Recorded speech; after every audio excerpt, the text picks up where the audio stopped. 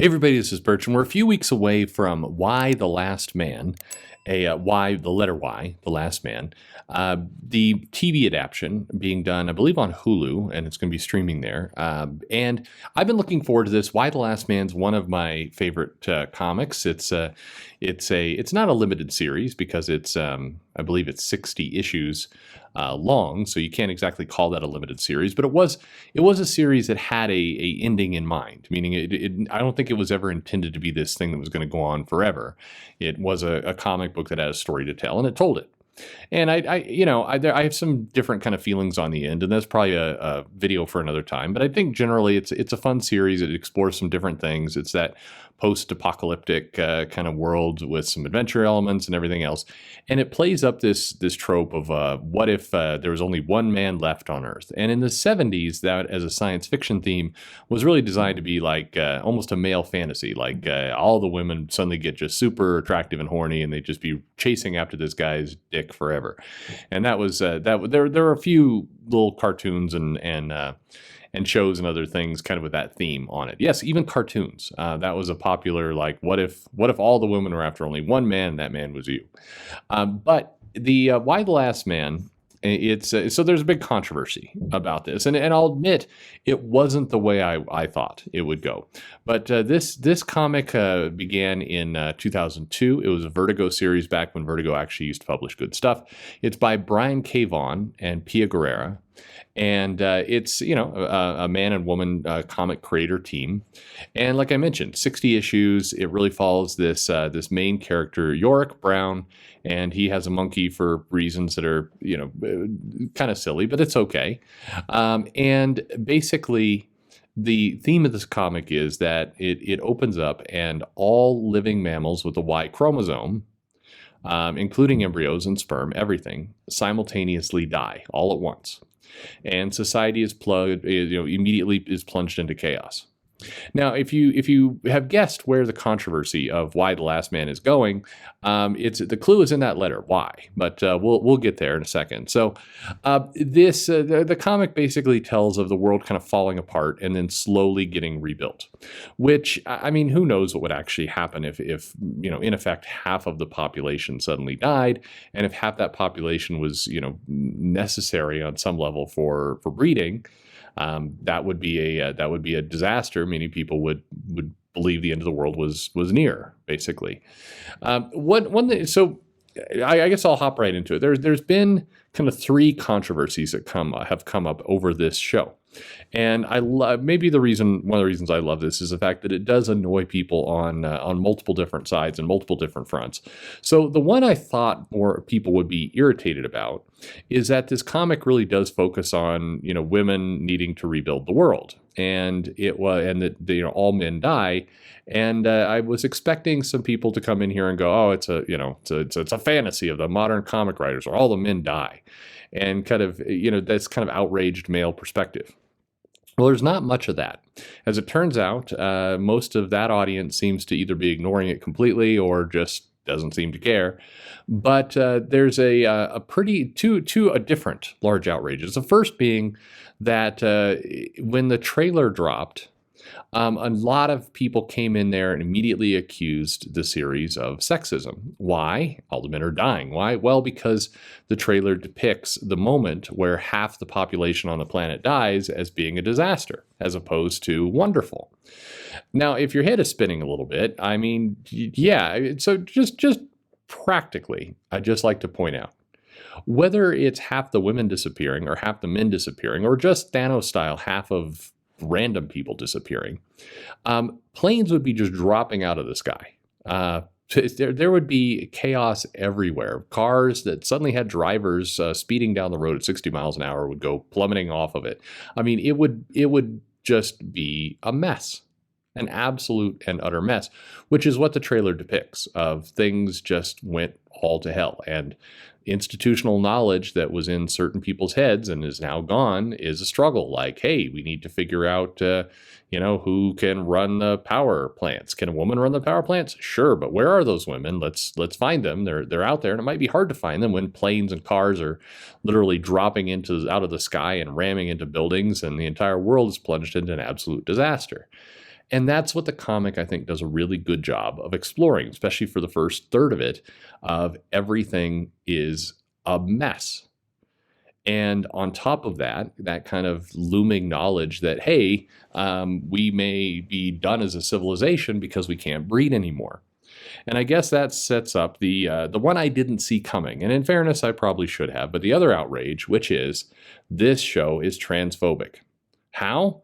Well, because it's saying that the Y chromosome, men, are gone. And if maybe you're a trans male and you don't have the Y chromosome, and therefore you're being excluded from this show. Now, I mean, I don't even know where to begin with how dumb this all is, because I mean, first of all, it's a fantasy show.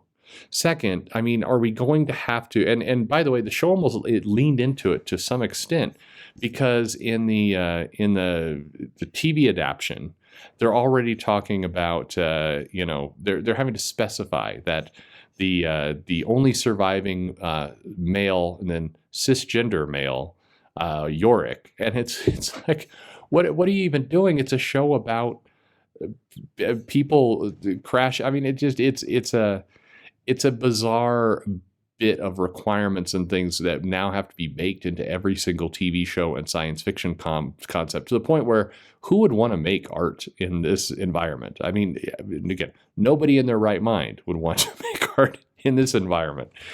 But it's a funny thing. There is one more bit of not controversy, but bad information, I would say, that's out there. And that is along the lines of that I've seen some things of like, well, Why the Last Man is just stealing its plot from manga, from anime. The Japanese did it first. Well, there certainly have been manga stories back in the 70s and the 80s about the idea of half the population going away, or all the men disappearing, and it's a very common manga trope for there to be like one guy, usually kind of a geeky, nerdy guy, to be plucked off the earth and, sent to some outer space colony filled with women, and then, chaos ensues. It's not the case, but you could even look at things like Tenchi Muyo and other series like that, where, suddenly, for whatever reason, this guy is surrounded by a seemingly infinite supply of women. But there's certainly been plenty of that. But people are pointing to a manga / anime that is in Jump called World's End Harem. And the concept of this story is that basically there is the MK virus, or man-killing virus, that kills off all the men. And there's just a very small handful of survivors. Basically, they get 1 million males into cryostasis. And one of them, Rito, had been in cryostasis earlier. And so he finds himself out first from, and safe and immune to this virus. And then basically he's forced to breed, and it just other kind of things.